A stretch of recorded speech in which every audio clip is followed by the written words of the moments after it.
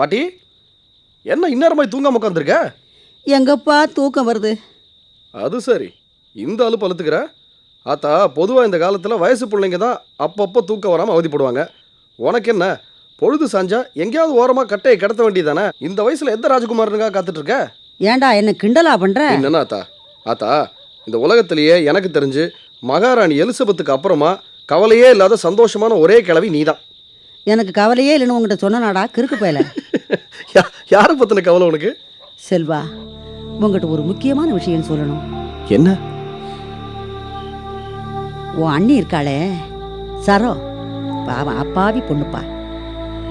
அவ ஆஸ்பத்திரிக்கு போகலாம் பாட்டி வாங்கன்னு என்னை கூப்பிட்டா. சரி, செக்கப்புக்கு தானே கூப்பிடுறா அப்படின்னு நானும் போனேன். அங்க போனா கருவை கலைக்கணும்னு சொல்றாப்பா. எனக்கு உடம்பெல்லாம் பதறி போச்சு. அம்மா, அப்படி செய்யக்கூடாது கண்ணு, வாம்மா அப்படின்னு 4 ஆறுதல் வார்த்தை சொல்லி அவளை கொண்டு வந்து வீட்டில் விட்டுட்டு உன் அண்ணன் மாணிக்கங்கிட்ட போய் இங்கே நடந்ததெல்லாம் எடுத்து சொல்லி அவனுக்கும் 4 ஆறுதல் வார்த்தை சொல்லிட்டு நான் வந்தா, அவன் அங்கே நான் சொல்கிற வரைக்கும் ஊன்னு தலையாட்டிட்டு இங்கே வந்து அந்த சரோ பொண்ணவே கேள்வி மேலே கேள்வி கேட்டு திட்டுறாப்பா. என்னடா நான் சொல்றதெல்லாம் கேட்டுட்டு பேசாம இருக்க?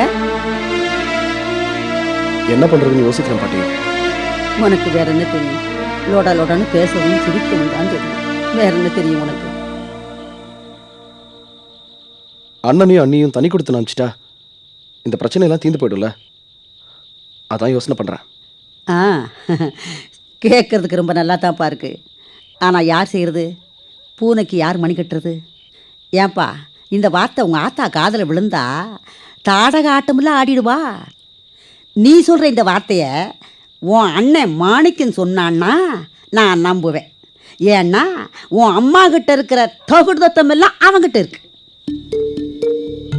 பாட்டி, என் அம்மா வாயாலேயே அண்ணனையும் அண்ணியும் தனி கொடுத்தனும் போங்கன்னு சொல்ல வச்சுட்டா. அப்படி சொல்லுடா சிங்கக்குட்டி. நீ மட்டும் இந்த காரியத்தை செய்துட்டேன்னு வச்சுக்க, உனக்கு கல்யாணம் ஆகி உன் பொண்டாட்டி, உன் புள்ள குட்டிங்க, உன் கொள்ளு பேரன், உன் கொள்ளு பேத்தி அத்தனை பேரும் தீர்க்காயுசா நல்லா இருப்பீங்க. ஆஹா, இது சரிப்படாது.